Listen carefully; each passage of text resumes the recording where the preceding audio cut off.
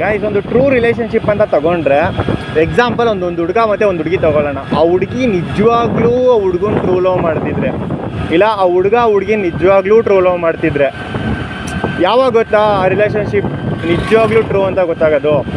ಆ ಹುಡುಗನ ಹತ್ರ ಅಥವಾ ಹುಡುಗಿ ಹತ್ರ ₹1 ದುಡ್ಡಿರಲ್ಲ, ಝೀರೋ ಬ್ಯಾಲೆನ್ಸ್ ಆಗಿರುತ್ತೆ.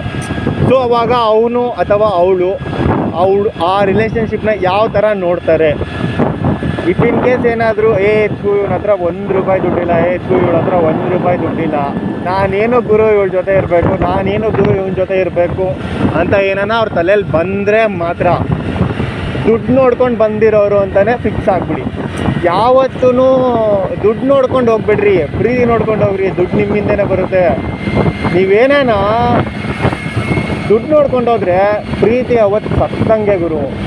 ಯಾವತ್ತೇ ಆಗಲಿ ಲೈಫಲ್ಲಿ ಪ್ರೀತಿ ನೋಡ್ಕೊಂಡು ಹೋಗ್ರಿ, ಯಾವತ್ತೂ ದುಡ್ಡು ನೋಡ್ಕೊಂಡು ಹೋಗ್ಬಿಡ್ರಿ.